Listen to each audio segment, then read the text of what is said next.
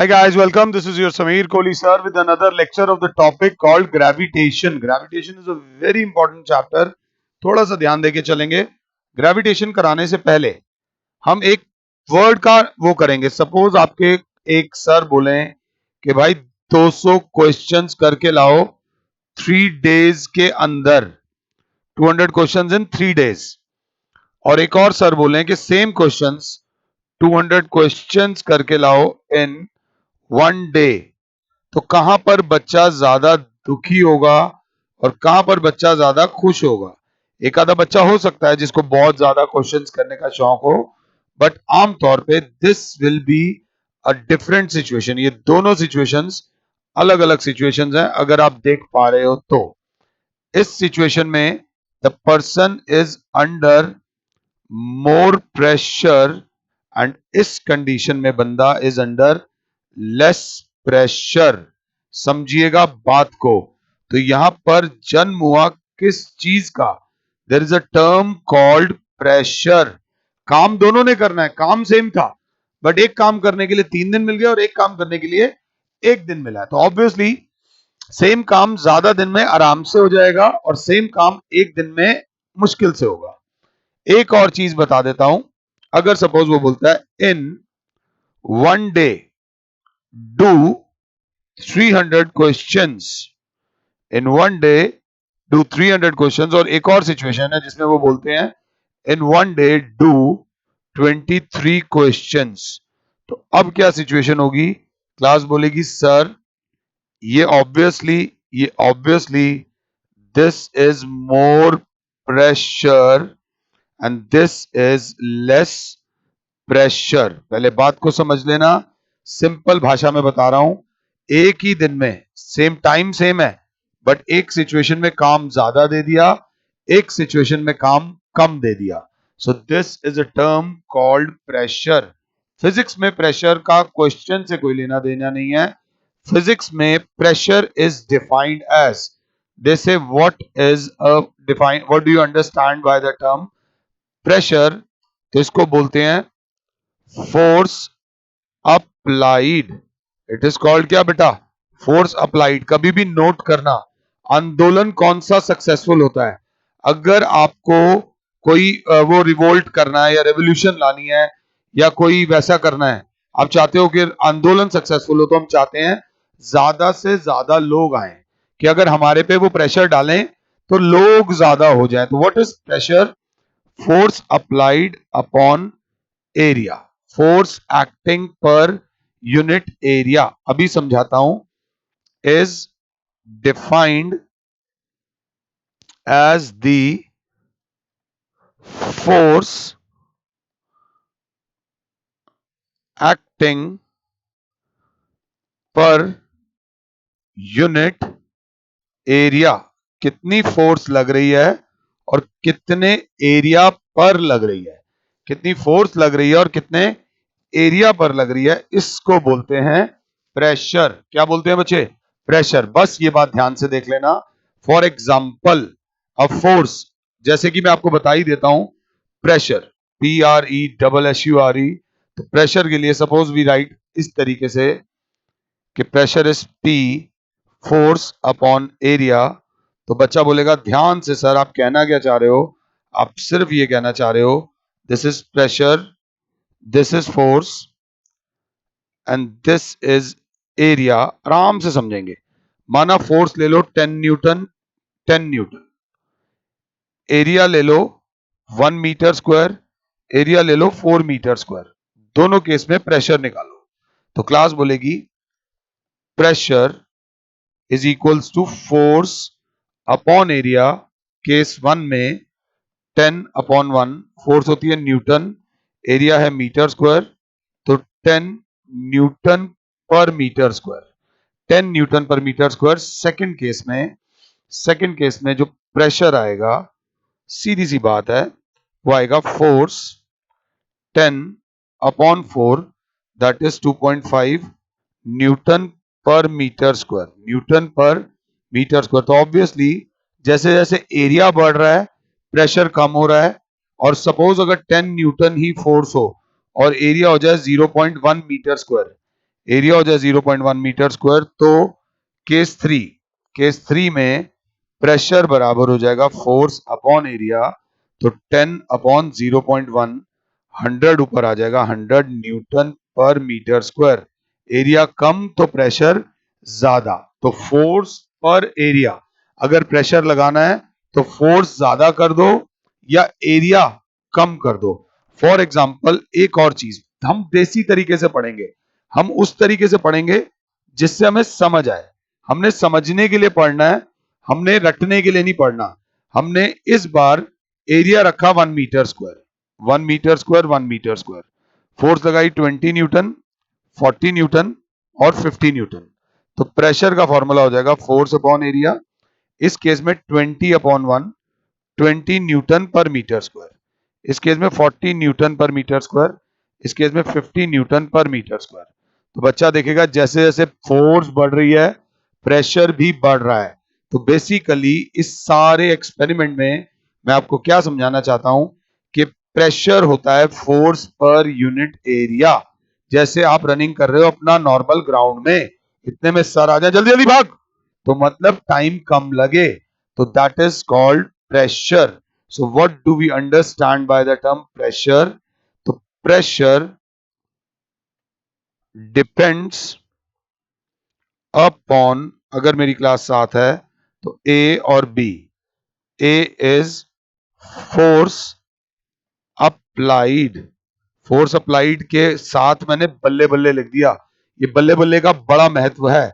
और second area in contact, area in contact का मतलब क्या होगा बेटा, इसके साइड में मैं लिख दूंगा बल्ले थल्ले, कि अगर एरिया बढ़ेगा तो प्रेशर कम होगा, एरिया ज्यादा होगा तो प्रेशर कम होगा, एरिया कम होगा तो प्रेशर ज्यादा होगा। एक अच्छा बच्चा बेटा अपने कंसेप्ट और नोट्स अच्छे बनाना। This is called directly proportional and this is called inversely proportional। एक डायरेक्टली प्रोपोर्शनल है और एक इनवर्सली प्रोपोर्शनल है। प्रेशर सिर्फ दो चीजों पे डिपेंड करता है, सिंपल सी बात है। Normal day to day life में ज्यादा काम होगा तो प्रेशर ज्यादा, कम काम तो प्रेशर कम। सेम काम के लिए कम टाइम दोगे तो प्रेशर ज्यादा, और सेम टाइम के लिए ज्यादा टाइम दोगे तो प्रेशर कम। यार देख इतना प्रेशर मत डाल, इतनी जल्दी ये काम नहीं हो सकता, क्योंकि टाइम वो कम दे रहा होगा। यार इतने दिन में तो आराम से कर दूंगा, कोई प्रेशर नहीं है, जिंदगी मस्त चल रही है। आमतौर पर इंसान को स्ट्रेस भी कब आता है, जब उसे लगने लगता है कि उसके ऊपर काफी प्रेशर है। अब बात होती है S I unit of pressure. S I unit of pressure, अगर फोर्स की यूनिट देखें, pressure is equals to force per unit area. तो फोर्स की यूनिट होती है मेरे प्यारे बच्चों न्यूटन, और एरिया की यूनिट होती है मीटर स्क्वायर। तो इसकी एसआई यूनिट हो जाएगी न्यूटन पर मीटर स्क्वायर, जिसको वी कॉल, हम उसको बोलते हैं, न्यूटन पर मीटर स्क्वायर को हम बोलते हैं पास्कल। जी हाँ, Newton per metre square is called pascal. तो SI unit of pressure is pascal, जिसको कैपिटल पी और स्मॉल ए से दिखाया जाता है। आराम आराम से साथ साथ नोट्स बनाते हुए चल लो। न्यूटन पर मीटर स्क्वायर को बोला जाता है पास्कल। इसमें आपसे एग्जाम में जरूर पूछा जाएगा डिफाइन, डिफाइन 1 पास्कल। अब एक स्मार्ट बच्चा बोलेगा 1 पास्कल कब होगा, जब फोर्स कितनी हो 1 न्यूटन, एरिया कितना हो 1 मीटर स्क्वायर, प्रेशर बराबर है फोर्स अपॉन एरिया। मुझे चाहिए 1 पास्कल। 1 पास्कल कब आएगा, जब 1 न्यूटन फोर्स लगे 1 मीटर स्क्वायर के ऊपर। कोई स्मार्ट बच्चा हो तो वो बोलेगा सर 4 न्यूटन फोर्स लगा लो 4 मीटर स्क्वायर के ऊपर, तो मैं कहूंगा एग्जैक्टली सही है, कोई दिक्कत नहीं है। Just to keep it simple, just to keep it simple we use these words. कौन से वर्ड्स यूज करते हैं, 1 और 1। जब 1 न्यूटन फोर्स लगे 1 मीटर स्क्वायर एरिया पे, तो जो फोर्स प्रेशर होता है that is called 1 pascal is the magnitude, is the magnitude of pressure when a force when a force of 1 Newton acts over an area of 1 metre square. मेरे प्यारे बच्चे इस बात को समझ गए होंगे कि भैया अगर प्रेशर बढ़ाना है तो या तो एरिया कम कर दो, या फिर फोर्स बढ़ा दो। और अगर दोनों काम कर दोगे कि फोर्स भी बढ़ा रहे हो और एरिया कम कर रहे हो तो प्रेशर और बढ़ जाएगा। सिंपल साधारण भाषा है, इसमें कुछ भी मुश्किल नहीं है। आराम से माता रानी का नाम लो और इज्जत से प्रेशर। आप यहां पर प्रेशर की एक बार डेफिनेशन दोबारा लिखो। It is defined as, pressure की एसआई यूनिट एक बार दोबारा लिखो। फिर उसके बाद डिफाइन प्रेशर, ये याद रख लेना। Pressure is a scalar quantity, it is a scalar quantity. और प्रेशर बढ़ाने के लिए या तो फोर्स बढ़ा दो या फिर एरिया कम कर दो। This is the relationship between pressure, force and area. What is, वो कहेंगे name the things, name the terms on which pressure depends. तो pressure depends upon force and pressure depends upon area. अगर area कम हो जाएगा तो pressure बढ़ जाएगा, अगर फोर्स बढ़ जाएगी तो प्रेशर बढ़ जाएगा, एरिया बढ़ जाएगा तो प्रेशर कम हो जाएगा, फोर्स कम होगी तो प्रेशर भी कम हो जाएगा। फॉर एग्जाम्पल, अब देखा जाए ये सेम आयरन ब्रिक है, सेम ब्रिक है, तो इसका मास ले लो x kg। तो फोर्स ये कितना एग्जर्ट करेगी, ये फोर्स एग्जर्ट करेगी जितना इसका वेट है। और वेट का फॉर्मूला होता है m इंटू जी। तो x इंटू जी, इसका फोर्स हो गया x g न्यूटन। हमने लास्ट लेक्चर में मास एंड वेट किया था। अब इस केस में एरिया ज्यादा है, मोर एरिया, और इस केस में जमीन के साथ लेस एरिया है। तो इस केस में जहां पर एरिया, देखो फोर्स सेम है, फोर्स क्या है, सेम है, बट यहां पे more area means less pressure, और less area means more pressure. आपकी क्लास से समझा सकता हूं, जब हमें आराम करना होता है तो हम लेटते हैं, हम लेट जाते हैं ताकि हमारा ज्यादा एरिया कांटेक्ट में आ जाए बेड के। एरिया ज्यादा तो प्रेशर बॉडी पे कम पड़ता है, नीचे वाली बॉडी पे प्रेशर कम पड़ता है। जब आपको पनिशमेंट देनी होती है टीचर को, अगर आप बैठे हुए हो तो वो आपको खड़ा कर देती है, चल भाई खड़ा हो जा, खड़ा रहेगा पूरी क्लास में। पनिशमेंट का लेवल और बढ़ाना होता है तो मैडम कहती है एक टांग पे खड़ा हो जा, एरिया और कम तो प्रेशर और ज्यादा। ये सब तरीके होते हैं जिस तरीके से प्रेशर को हम डे टू डे लाइफ में यूज करते हैं। सपोज ये है, हम इस वुड को अपने अंगूठे से दबा रहे हैं और इस वुड को पिन से दबा रहे हैं। अंगूठा कभी भी इसके अंदर नहीं जाता, क्योंकि अंगूठे के केस में मोर एरिया कांटेक्ट में है। मोर एरिया का मतलब लेस प्रेशर, और पिन के केस में स्मॉल एरिया लिखा हुआ है और स्मॉल एरिया मतलब लार्ज प्रेशर। इसीलिए दबाकर पिन को अंदर डाला जा सकता है, अंगूठे को अंदर डाला नहीं जा सकता। ये आप अपने नोटिस बोर्ड वगैरह पे करते होंगे। तो this is an example of pressure in our day to day life. Less area मतलब मोर प्रेशर। इतने में एक क्वेश्चन आता है, पहले हम ये वाला क्वेश्चन करेंगे। एक बार पहले इस प्रॉब्लम को देखो। A woman wearing a sharp heeled shoe और अ पेंसिल हील्ड शू, वो स्टेलेटोस बोलते हैं उसे। कभी देखना वो हील वाली चप्पलें जो होती हैं। The mass of the woman, if the mass of the woman is 50 kg and area of one heel is 1 centimeter square, area of one heel, calculate the pressure extended on the ground when the woman stands on just one heel। जब ये lady एक ही heal पे खड़ी होती है। तो बाकी सब तो ठीक था, मैं इसको देख के थोड़ा सा परेशान हो रहा था, ये मेरी जिंदगी का दुख था। तो मैंने सबसे पहले एरिया जो 1 सेंटीमीटर स्क्वायर है उसको डिवाइड करेंगे 1 2 3 4 से। तो 1 अपॉन 1 2 3 4 मीटर स्क्वायर आ जाएगा, 0.0001 मीटर स्क्वायर एरिया आ जाएगा। सबसे पहले एरिया विल बी दिस, और मास इतना है। तो प्रेशर का फॉर्मूला जो होता है वो होता है, वो क्या, फोर्स अपॉन एरिया। और जब हम F अपॉन एरिया, थोड़ा टाइम लूंगा, F की जगह लिख देंगे W upon area, because gravitation में force is equals to weight. एक बॉडी का फोर्स ऑन द ग्राउंड बराबर होता है वेट के, वेट बराबर होता है m इंटू जी अपॉन एरिया। तो m कितना है 50 इंटू जी कितना दे रखा है 10 अपॉन एरिया इज 0.0001। तो क्लास बोलेगी 500 इंटू, ये डेसिमल हटेगा, 1 2 3 4, 4 जीरो आ जाएंगे, तो 5 1 2 3 4 5 6 पास्कल। जी हाँ, इतना प्रेशर उस लेडी की हील से पड़ रहा है जमीन पर। तो ये ध्यान से देख लीजिए, गलती से वो हील किसी की उंगली या किसी के पैर वैर पे लग जाए तो नानी याद आ जाएगी। थोड़ा सा ध्यान देने की जरूरत है। अगला क्वेश्चन ध्यान से देखिए, this is a nice question, बड़ा प्यारा क्वेश्चन है, दमदार क्वेश्चन है। न्यूमेरिकल्स फिजिक्स में साइड बाय साइड अब हम कर रहे हैं। पहले मैं क्या करता था, थ्योरी पहले करा देता था, न्यूमेरिकल्स बाद में कराता था। साइड बाय साइड लेके चलते हैं।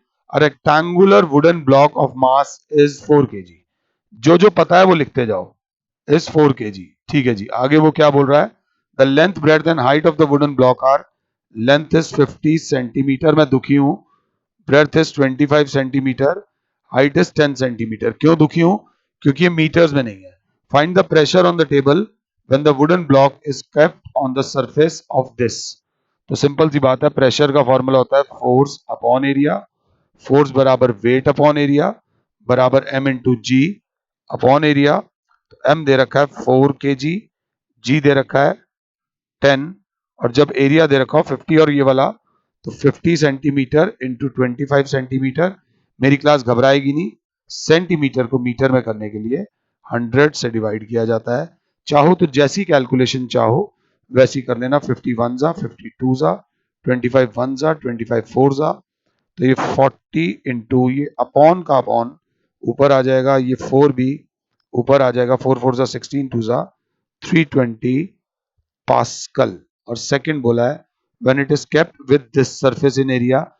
ये क्वेश्चन आप अपने आप से करोगे और पता चल जाएगा, जब कम एरिया है तब प्रेशर ज्यादा है, और जब ज्यादा एरिया है तब प्रेशर कम है। थोड़ा सा ध्यान देके, what is this thrust, what is this thrust, अभी देखते हैं। अब एक चीज है, हमें उस पर प्रेशर लगाना है, उसको यहां मूव कराना है।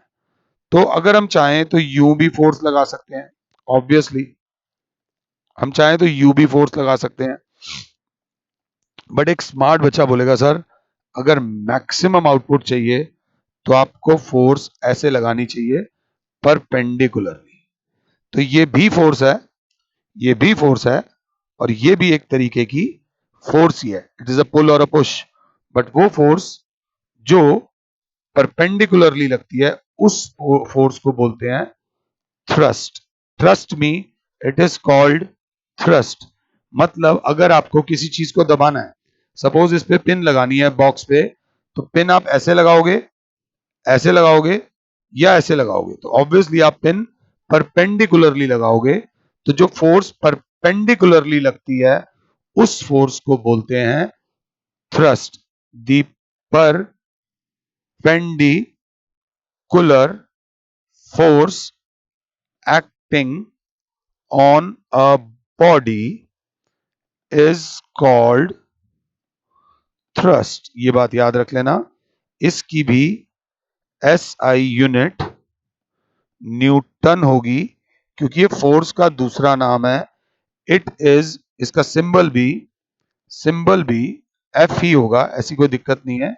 ये भी एक वेक्टर क्वांटिटी है, मगर जब भी फोर्स 90 डिग्री के एंगल पे लगेगी तो उस फोर्स को बोलते हैं थ्रस्ट। ये बात याद रख लेना, थ्रस्ट से सबसे ज्यादा इंपैक्ट पैदा होता है, सबसे ज्यादा इंपैक्ट जो पैदा होता है वो थ्रस्ट से होता है।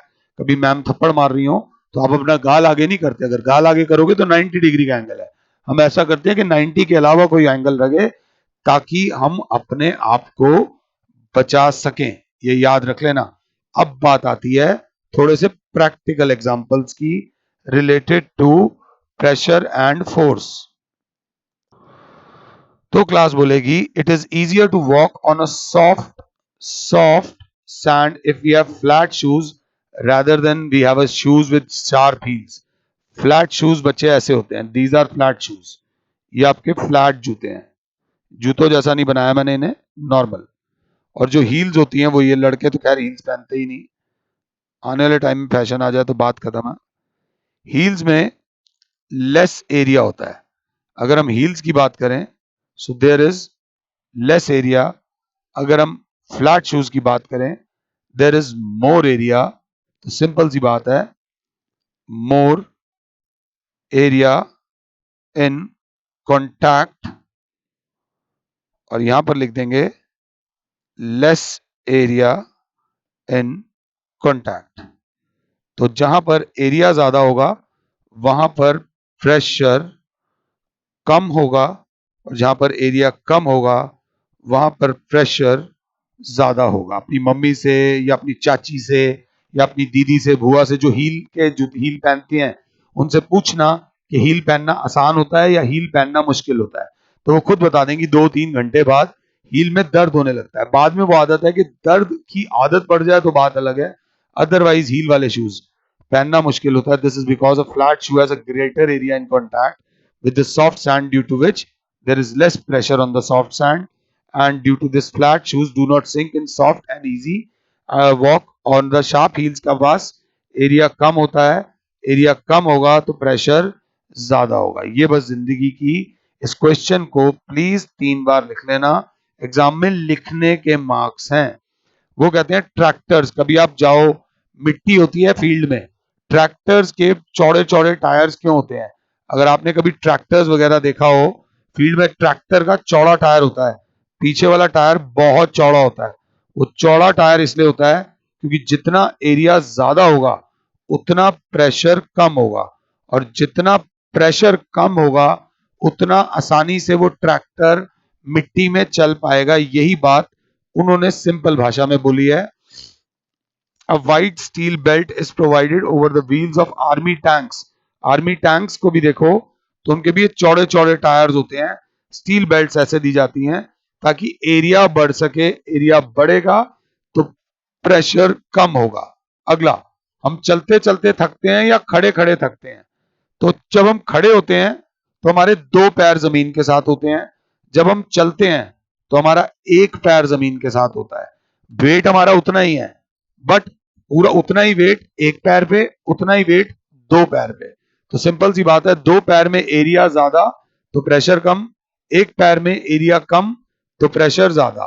यही चीज when a man is walking, then only at one time only one foot is on the ground, due to which the force of the weight of the man falls on a smaller area and produces much more pressure. On the other hand, when the man is standing, both of his feet are on the ground, due to which, ये words जरा 3-3 बार लिख लेना, मेरी request है मेरे प्यारे बच्चों आपसे, ये बहुत इंपॉर्टेंट है। अगर ये नहीं लिखोगे तो थोड़ी सी गड़बड़ हो जाएगी आपके लिए, थोड़ा सा ध्यान देके चलना। अगला, Why is depression more when a man stands on a cushion when he lies down? कभी सोफे पे खड़े होते हो तो मम्मी डांटती होंगी, सोफे पे बैठ जाओ लेट जाओ चलेगा, खड़े होने से डांटती होंगी क्योंकि जब खड़े हो रहे हो तो एरिया कम है, जब लेटे हो तो एरिया ज्यादा है। एरिया कम मतलब प्रेशर ज्यादा, तो सोफे के जो कुशन है वो दब जाएंगे, उसके स्प्रिंग खराब हो जाएंगे। ये बड़ा प्यार से इस चीज को देख लेना, ये जो चीज है इसको 3-3 बार लिख लेना। इस लेक्चर में हमने आपको प्रेशर के बारे में बता दिया है। नेक्स्ट लेक्चर में हम आपको बहुत टफ टॉपिक कराने वाले हैं।